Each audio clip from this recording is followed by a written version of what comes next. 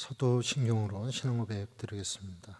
전능하사 천지를 만드신 하나님 아버지를 내가 믿사오며 그의 아들 우리 주 예수 그리스도를 믿사오니 이는 성령으로 잉태하사 동령녀 마리아에게 나시고 본디오 빌라도에게 고난을 받으사 십자가에 못 박혀 죽으시고 장사한 지 사흘 만에 죽은 자 가운데서 다시 일어나시며 하늘에 오르사 전능하신 하나님 편에 앉아 계시다가 저리로서 산자와 죽은 자를 심판하러 오시리라.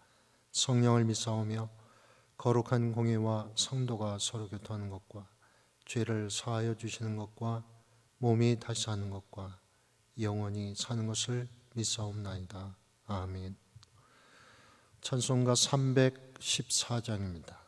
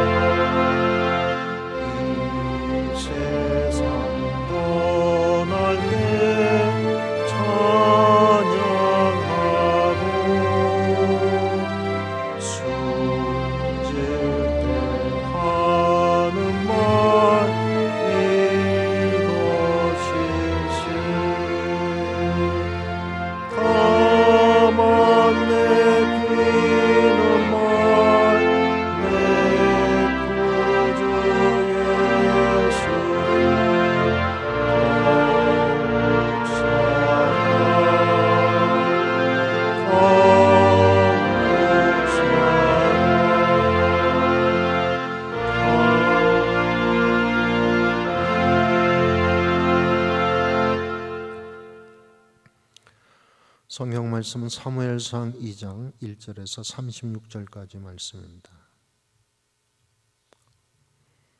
사무엘상 2장 1절에서 36절까지 말씀 함께 봉독합니다. 1절 말씀부터 봉독하겠습니다.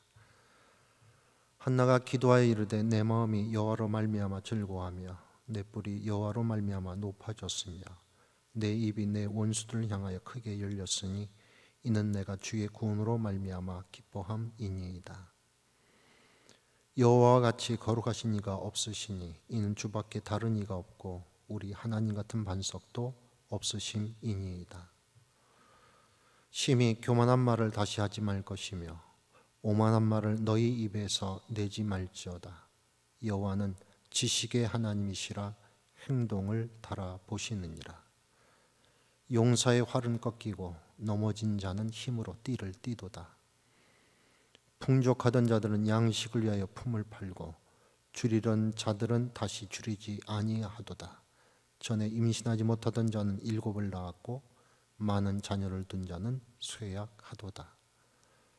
여호와는 죽이기도 하시고 살리기도 하시며 수월에 내리기도 하시고 거기에서 올리기도 하시는도다. 여호와는 가난하게도 하시고 부하게도 하시며 낮추기도 하시고 높이기도 하시는도다. 가난한 자를 진토에서 일으키시며 빈궁한 자를 거름더미에서 올리사 귀족들과 함께 앉게 하시며 영광의 자리를 차지하게 하시는도다. 땅의 기둥들은 여호와의 것이라. 여호와께서 세계를 그것들 위에 세우셨도다. 그가 그의 거룩한 자들의 발을 지키실 것이요 악인들을 흑암 중에서 잠잠하게 하시리니 힘으로는 이길 사람이 없음이로다. 여호와를 대적하는 자는 산산이 깨어질 것이라. 하늘에서 우레로 그들을 치시리로다. 여호와께서 땅끝까지 심판을 내리시고 자기 왕에게 힘을 주시며 자기의 기름 부음을 받은 자의 뿔을 높이시리로다 하니라. 엘가나는 라마의 자기 집으로 돌아가고 그 아이는 제사장 엘리 앞에서 여호와를 섬기니라. 엘리의 아들들은 행실이 나빠 여호와를 알지 못하더라. 그 제사장들이 백성에게 행하는 관습은 이러하니 곧 어떤 사람이 제사를 드리고 그 고기를 삶을 때 제사장의 사환이 손에 쇠살 갈고리를 가지고 와서 그것으로 냄비에나 솥에나 큰 솥에나 가마에 찔러 넣어 갈고리에 걸려 나오는 것은 제사장이 자기 것으로 가지되 실로에서 그곳에 온 모든 이스라엘 사람에게 이같이 할 뿐 아니라. 기름을 태우기 전에도 제사장의 사환이 와서 제사 드리는 사람에게 이르기를 제사장에게 구워드릴 고기를 내라. 그가 내게 삶은 고기를 원하지 아니하고 날 것을 원하신다 하다가 그 사람이 이르기를 반드시 먼저 기름을 태운 후에 내 마음에 원하는 대로 가지라 하면 그가 말하기를 아니라 지금 내게 내라. 그렇지 아니하면 내가 억지로 빼앗으리라 하였으니 이 소년들의 죄가 여호와 앞에 심히 크면 그들이 여호와의 제사를 멸시함이었더라. 사무엘은 어렸을 때 세마포 에봇을 입고 여호와 앞에서 섬겼더라. 그의 어머니가 매년 드리는 제사를 드려 그의 남편과 함께 올라갈 때마다 작은 겉옷을 지어다가 그에게 주었더니 엘리가 엘가나와 그의 아내에게 축복하여 이르되 여호와께서 이 여인으로 말미암아 내게 다른 후사를 주사 이가 여호와께 간구하여 얻어바친 아들을 대신하게 하시길 원하노라 하였더니 그들이 자기 집으로 돌아가매 여호와께서 한나를 돌보시사 그로 하여금 임신하여 세 아들과 두 딸을 낳게 하셨고 아이 사무엘은 여호와 앞에서 자라니라. 엘리가 매우 늙었더니 그의 아들들이 온 이스라엘에게 행한 모든 일과 회막문에서 수종드는 여인들과 동침하였음을 듣고 그들에게 이르되 너희가 어찌하여 이런 일을 하느냐. 내가 너희 악행을 이 모든 백성에게서 듣노라. 내 아들들아 그리하지 말라. 내게 들리는 소문이 좋지 아니하니라. 너희가 여호와의 백성으로 범죄하게 하는도다. 사람이 사람에게 범죄하면 하나님이 심판하시려니와 만일 사람이 여호와께 범죄하면 누가 그를 위하여 간구하겠느냐 하되 그들이 자기 아버지의 말을 듣지 아니하였으니 이는 여호와께서 그들을 죽이기로 뜻하셨음이더라. 아이 사무엘이 점점 자라며 여호와와 사람들에게 은총을 더욱 받더라. 하나님의 사람이 엘리에게 와서 그에게 이르되 여호와의 말씀에 너희 조상의 집이 애굽에서 바로의 집에 속하였을 때 내가 그들에게 나타나지 아니하였느냐. 이스라엘 모든 지파 중에서 내가 그를 택하여 내 제사장으로 삼아 그가 내 제단에 올라 분향하며 내 앞에서 에봇을 입게 하지 아니하였느냐. 이스라엘 자손이 드리는 모든 화제를 내가 내 조상의 집에 주지 아니하였느냐. 너희는 어찌하여 내가 내 처소에서 명령한 내 제물과 예물을 밟으며 내 아들들을 나보다 더 중히 여겨 내 백성 이스라엘이 드리는 가장 좋은 곳으로 너희들을 살지게 하느냐. 그러므로 이스라엘 하나님 나 여호와가 말하노라. 내가 전에 내 집과 내 조상의 집이 내 앞에 영원히 행하리라 하였으나 이제 나 여호와가 말하노니 결단코 그렇게 하지 아니하리라. 나를 존중히 여기는 자를 내가 존중히 여기고 나를 멸시하는 자를 내가 경멸하리라. 보라 내가 내 팔과 내 조상의 집 팔을 끊어 내 집에 노인이 하나도 없게 하는 날이 이를지라. 이스라엘에게 모든 복을 내는 중에 너는 내 처소의 환난을 볼 것이요 내 집에 영원토록 노인이 없을 것이며 내 제단에서 내가 끊어 버리지 아니할 내 사람이 내 눈을 쇠잔하게 하고 내 마음을 슬프게 할 것이요 내 집에서 출산되던 모든 자가 젊어서 죽으리라. 내 두 아들 홈리와 비느하스가 한날에 죽으리니 그 둘이 당할 그 일이 내게 표징이 되리라. 내가 나를 위하여 충실한 제사장을 일으키리니 그 사람은 내 마음 내 뜻대로 행할 것이라. 내가 그를 위하여 견고한 집을 세우리니 그가 나의 기름 부음을 받은 자 앞에서 영구히 행하리라. 그리고 내 집에 남은 사람이 각기 와서 은 한 조각과 떡 한 덩이를 위하여 그에게 엎드려 이르되 청하노니 내게 제사장의 직분 하나를 맡겨 내게 떡 조각을 먹게 하소서 하리라 하셨다 하니라. 아멘. 오늘 본문 사무엘상 2장 전반부는 한나가 귀한 자식을 주신 하나님을 찬양하는 감사 기도이고, 2장 후반부는 엘리와 그의 아들들의 범죄, 그리고 엘리 가문에 내린 저주의 내용입니다. 한나가 서원하여 하나님으로부터 받은 아이 사무엘은 젖을 뗀 후에 엄마 품을 떠나 엘리 제사장으로부터 양육되어야 했습니다. 한나는 과거 자식이 없어서 받았던 아픔, 그리고 기도에서 얻었던 아들로 인해 누렸던 기쁨, 그러나 그 기쁨도 잠시 자신의 서원 때문에 겨우 젖을 뗀 아이를 보내야만 했습니다. 그때 한나의 마음은 어떠하였겠습니까? 하나님께서는 이러한 한나의 마음을 아시고 그녀에게 다른 후사를 주셨습니다. 본문 21절 말씀입니다. 여호와께서 한나를 돌보시사 그로 하여금 임신하여 세 아들과 두 딸을 낳게 하시고 아이 사무엘은 여호와 앞에서 자라니라. 한 명의 아들을 바치자 하나님께서 5명의 자녀를 더 주셨습니다. 부모는 힘들게 낳은 자식일수록 그 자식을 귀하게 키우려고 합니다. 너무 귀하게 키우다 보면 지나친 자기 욕구 충족을 위해 아이를 잘못된 길로 인도하는 경향이 높습니다. 그 아이가 하나님의 선물인 줄도 모른 채 아이에 대한 지나친 애착으로 인해 아이를 망치고 맙니다. 그런데 자식만 하나님의 선물이 아닙니다.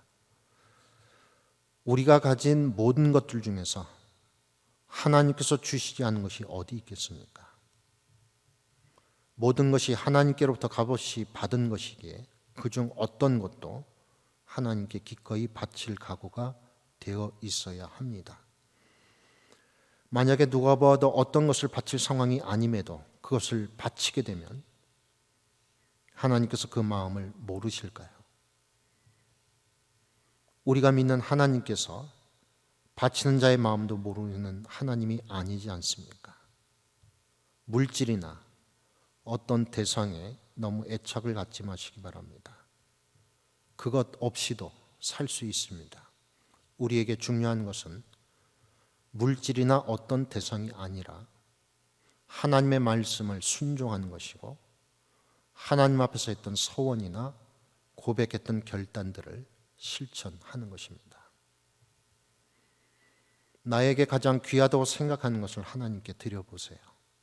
하나님께서 그 마음을 아시고 한나를 돌아보신 것처럼 우리들도 돌보아 주실 것입니다. 한나가 만약에 어렵게 얻은 아들을 선한 대로 하나님 집에 바치지 않았다면 그 아들이 하나님께 크게 쓰임받는 자, 하나님의 마음과 뜻대로 행하는 자가 되었겠습니까? 그리고 만약에 한나가 하나님께 바치겠다고 한 것을 차일피일 미루다가 아이가 성인이 된 후에 제사장에게 보내도 될 거야라고 마음을 먹고 자신의 품에 아이를 좀 더 오랫동안 두었다면 어떻게 되었을까요? 우리들의 마음이 한나의 경우라면 수백 번 고민에 빠지지 않았을까요? 보낼까 말까? 또 이와는 달리 나의 가장 귀한 것이 사람이 아니라 물짐이라면 바칠까 말까 하지 않았을까요?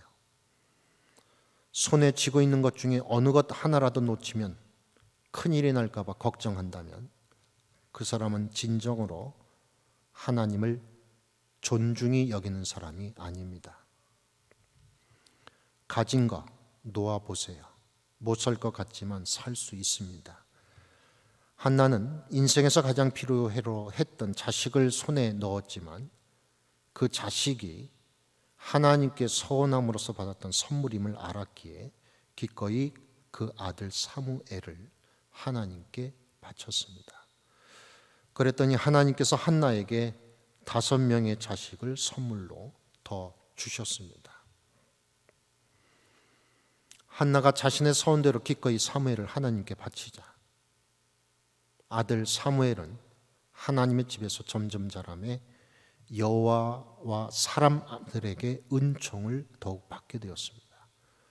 본문 18절 말씀을 보면 사무엘은 어렸을 때 세마포 에봇을 입고 여호와 앞에서 섬겼더라 이렇게 말씀합니다. 에봇은 소매 부분이 없는 조끼 모양이고 제일 겉에 입는 제사장 의복입니다.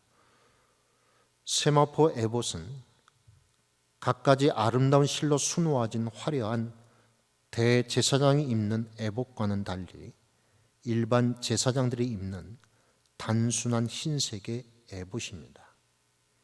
여기서 사무엘이 화려하지 못한 에봇을 입었다는 것을 말하고자 함이 아닙니다. 이미 하나님께서는 어린 나이임에도 불구하고 사무엘에게 이 에봇을 입히셨다는 것입니다. 사무엘은 어린 아이였지만 제사 직무에 참여하고 있었다는 것을 우리가 잊지 말아야 할 것입니다. 우리는 하나님께서 역사를 세밀하게 움직여 나가심을 보게 됩니다. 엘리 가문의 몰락의 시작은 엘리의 아들들이 하나님의 제사를 습관적으로 멸시함이었습니다.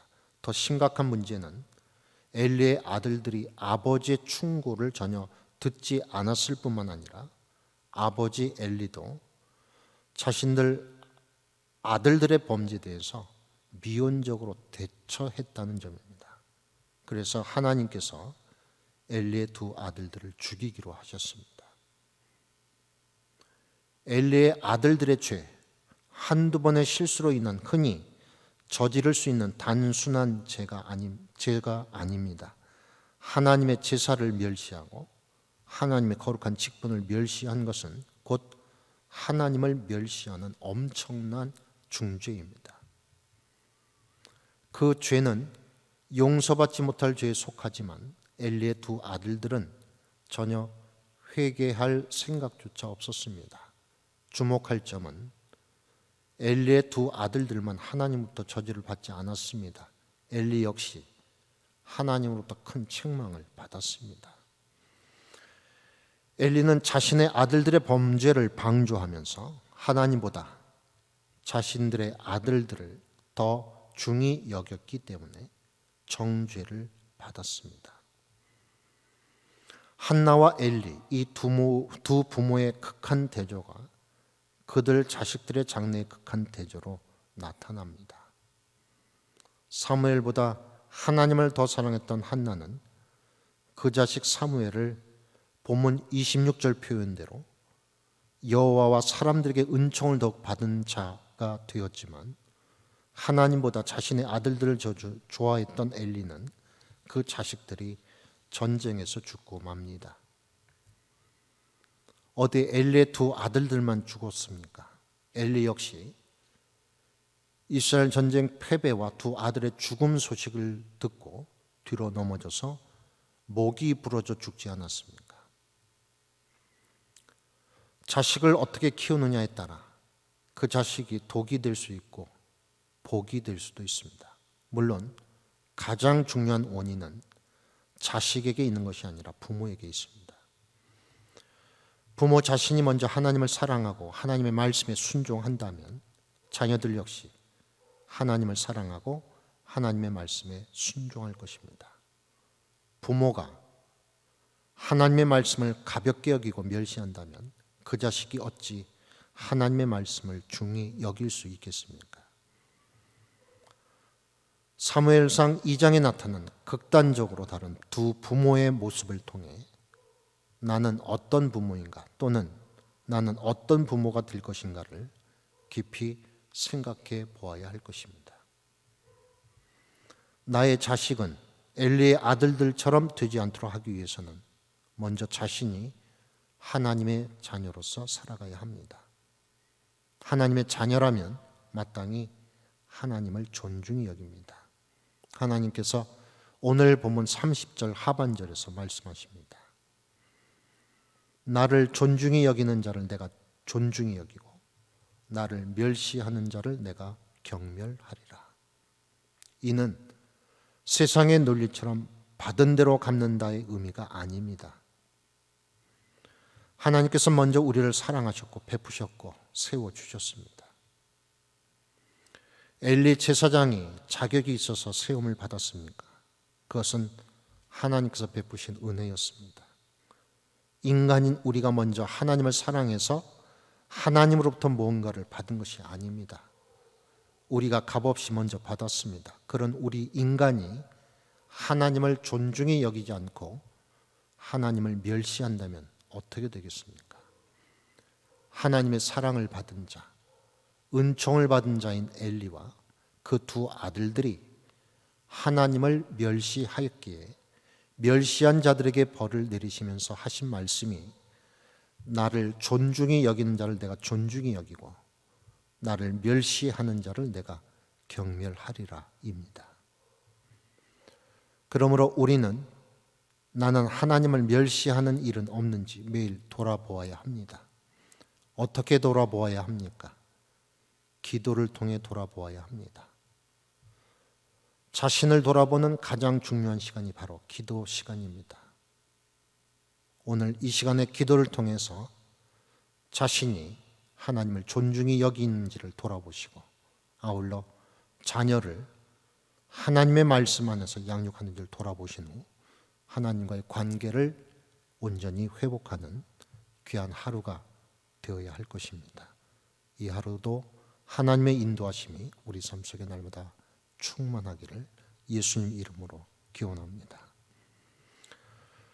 자비로우신 하나님, 값없이 저희들을 사랑해 주시니 감사드립니다.